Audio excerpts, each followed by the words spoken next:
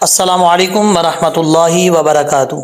صلی اللہ تعالی علی محمد صلی اللہ علیہ وسلم۔ آج کی اس ویڈیو کے اندر آپ کو میں بتاؤں گا کہ دو زبر کے بعد اگر یا آ جائے تو کیسے پڑھا جائے گا، دو زبر پڑھے جائیں گے یا پڑھا جائے گا، کس طریقے سے اس کو پڑھنا ہے، یا پھر دو زبر کے بعد واو آ جائے تب کیسے پڑھیں گے۔ یہ ساری چیزیں آپ کے ساتھ کلیئر کروں گا۔ آپ کے سامنے پیج نظر آ رہا ہوگا آپ کو، یا نون ساکن کے بعد یا آ جائے تب کیسے پڑھا جائے گا۔ اکثر لوگ سمجھتے ہیں کہ ان کو نون پڑھا جائے گا یا بھی پڑھا جائے گا، لیکن ایسا نہیں ہے۔ دو زبر بھی پڑھے جائیں گے یا بھی پڑھا جائے گا، ایسا نہیں ہوتا۔ بیچ میں الف آ رہا ہے تو الف بھی پڑھا جائے گا۔ اس وجہ سے اکثر لوگ جو ہے وہ کنفیوز ہو جاتے ہیں۔ آج اس ویڈیو میں کلیئر کروں گا کہ دو زبر کے بعد یا آ جائے تو کیسے پڑھیں گے، نون ساکن کے بعد یا آ جائے تو کیسے پڑھیں گے، ٹھیک ہے، یا یہ شد آ جاتا ہے یا کے اوپر، اس کے اوپر نون ساکن کے بعد شد آ جاتا ہے، کس طریقے سے پڑھنا ہے۔ اس ویڈیو کو مکمل دیکھیے جائے جی۔ دیکھیں یہ جو چیز ہے، سب سے پہلے اس لفظ سے سٹارٹ کرتے ہیں، خو یا زبر خوائی۔ اب را کے اوپر دو زبر ہیں، دو زبر کے بعد الف آ رہا ہے پھر یا آ رہا ہے۔ اب اس کو کیسے پڑھنا ہے؟ اصل میں یہ ہے ادغام یرملون۔ کیا کہتے ہیں اس کو؟ ادغام یرملون۔ اب دو ادغام کی تعریف یہ ہے، نون ساکن اور نون تنوین کے بعد اگر حروف یرملون میں سے کوئی حرف آ جائے تو کیا ہوگا؟ ادغام ہوگا۔ لام اور را میں غنہ نہیں ہوگا، باقی جتنے حروف یرملون ہیں ٹوٹل 6 ہیں، یا را میم لام واو نون، یہ 6 حروف ہیں۔ ان میں سے 2 حروف ایسے ہیں جن میں ادغام ہوگا پر غنہ نہیں ہوگا، لام اور را۔ ان کے علاوہ جو 4 حروف ہیں ان میں غنہ کیا جائے گا، جب ادغام ہوگا غنہ بھی کیا جائے گا، ٹھیک ہے۔ یہ ان 4 حروف میں سے ہے۔ را کے اوپر 2 زبر ہیں، 2 زبر کے بعد یا آ رہا ہے تو یہاں کیا ہوگا؟ نون تنوین کا ادغام ہوگا۔ اور اکثر لوگ جب پریشان ہوتے ہیں کہ الف پڑھیں گے یا نہیں پڑھیں گے، دیکھیں جب را کو ہم یا سے کنیکٹ کریں گے تو بیچ میں الف کو پڑھنے کی ضرورت نہیں ہے۔ اب اس کے ہجے کیسے کریں گے؟ را یا 2 زبر، رائیں یا زبر یا، رائیں یا، جب ادغام ہوگا تو 1 الف کی مقدار غنہ بھی کیا جائے گا، ٹھیک ہے۔ خواہ حروف مصطلح میں سے خواہ پر پڑھا جائے گا۔ خواہ کے بعد یا ہے، یہ یا جو ہے لین ہے، یا مدہ نہیں ہے۔ یا مدہ اور یا لین میں فرق کیا ہوتا ہے؟ یا مدہ کا مطلب ہے، یعنی مد کا مطلب ہوتا ہے لانگ کرنا، لین کا مطلب ہوتا ہے لانگ کرنے کی ضرورت نہیں ہے۔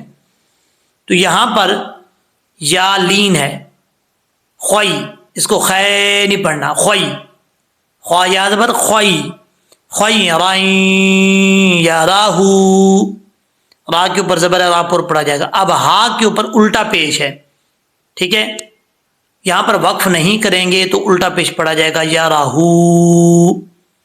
وقف کریں گے تو ہا کو ساکن کر دیں گے، یا راہ، ٹھیک ہے، کیونکہ سرکل آ رہا ہے۔ اچھا جی، اسی طریقے سے آگے ہے، را کے اوپر 2 زبر ہیں، یا ہے، جب یہاں پہ بھی ادغام یرملون ہو رہا ہے، نون تنوین کا ادغام ہو رہا ہے۔ را یا 2 زبر، رائیں یا زبر یا، رائیں یا، شر رائیں یا را، ہا الٹا پیش ہو، شر رائیں یا راہو۔ وقف کریں گے تو ہا ساکن ہو جائے گا، ٹھیک ہے۔ اب اس کو پڑھیں گے کیسے؟ خیرًا یرہ، شرًا یرہ، اوکے۔ اب اسی طریقے سے آگے چلتے ہیں، یہ دیکھیں، میقاتً یوم، آگے ہے فمن یعمل یومئذ یصدو۔ اب ان کو کیسے پڑھنا ہے؟ جب یہاں پہ ادغام ہوگا تو بیچ میں الف گر جائے گا، تا کو یا سے ملائیں گے، تا یا 2 زبر، تائی یا زبر یا واو زبر یو، تئی غنہ کریں گے، تائیں یو، میقاتً یوم، ٹھیک ہے۔ اچھا آگے فمن یعمل، جب وقف اس میں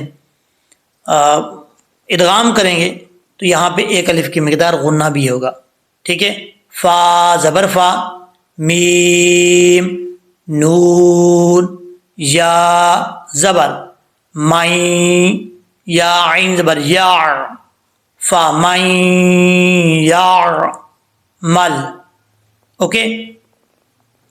اچھا آگے ہے یوما. اب اس کو یوما نہیں پڑھنا، یا واو زبر یو، میم زبر ما، یوما، حمزہ زیر ای، یوما ای، زال دو زیر زن، یوما ای زن، ٹھیک ہے. یوما ای زن ہے. اب جب زال کو یا سے ملائیں گے تو یہاں پہ کیا ہوگا؟ ادغام یرملون ہوگا، ٹھیک ہے. یوما ای زن یصدو الناس، نون اور میم کے اوپر شد آ جائے تو غنہ ہوتا ہے. اب یہاں پہ نون کے اوپر شد ہے، ایک الف کی مقدار غنہ ہوگا نون مشدد کا. آگے الف آ رہا ہے، ایک الف کی مقدار لمبا کیا جائے گا. اچھا اب یہاں پر جو آپ کو میں نے بتایا تھا کہ را اور لام میں غنہ نہیں ہوگا، یہاں پر را کی مثال آ گئی ہے. میم نون زیر من، را زبر را. اب یہاں پر نون ساکن ہے لیکن آگے جب را آ رہا ہے تو میم کو را سے ملائیں گے. مر ربی کا، مر ربی کا، تو یہاں پہ ادغام تو ہو رہا ہے نون ساکن کا، نون ساکن کے بعد حرف جر ملون میں سے را آ رہا ہے لیکن یہاں پہ غنہ نہیں ہو رہا، ٹھیک ہے. اسی طریقے سے آگے ہے لام کے بعد میم آ رہا ہے، یہاں پہ بھی نون تنوین کا ادغام ہے. لام میم دو پیش، لم رسولم، میم زر می، رسولم می ناللہ. اب یہ اللہ کا لام ہے، اللہ کے لام سے پہلے زبر ہو تو اللہ کا لام پر پڑا جاتا ہے، یعنی موٹا پڑا جاتا ہے. اللہ کے لام سے پہلے پیش ہو تب بھی اللہ کا لام پر یعنی موٹا پڑا جاتا ہے.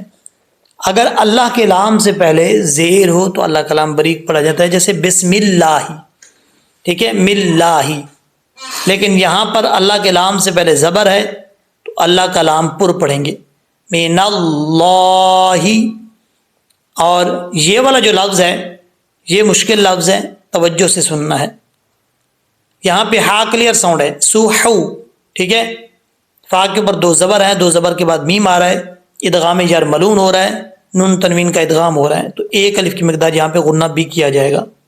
فا میم دو زبر، فم، سوحو فم، مطہراتن، مطہرا، ٹھیک ہے. تا کو جب ہا سے ملائیں گے، مطہراتن صفا. اب آگے لام کی بھی مثال آ گئی ہے. یہاں پر دیکھیں دو زبر کی تنوین کے بعد الف بھی آ رہا ہے، لام بھی آ رہا ہے. الف کو چھوڑ دیں گے، جب فا کو لام سے ملائیں گے یہاں ادغام یرملون ہو رہا ہے، نون تنوین کا ادغام ہو رہا ہے، لیکن یہاں پر آگے لام آ رہا ہے اس لیے اس پہ غنہ نہیں کریں گے. جب اس کو ملا کے پڑھیں گے تو صف اللہ، ٹھیک ہے، غنہ نہیں ہو رہا، ادغام تو ہو رہا ہے لیکن غنہ نہیں ہو رہا. صف اللہ، فا لام دو زبر، فل لام الف زبر لا، صف اللہ. اوکے. کیسے؟ میقاتا یوم فمن یعمل یومئذ یصدر الناس من ربک رسول من اللہ صحفا مطہرہ. اگر ملا کے پڑھیں گے تو مطہرتا صفا. اب یہاں پر صفا پہ وقف نہیں کریں گے، لام کے ساتھ ملا کے پڑھیں گے تو ادغام تو ہوگا لیکن غنہ کے ساتھ نہیں ہوگا، بغیر غنہ کے ساتھ ہوگا.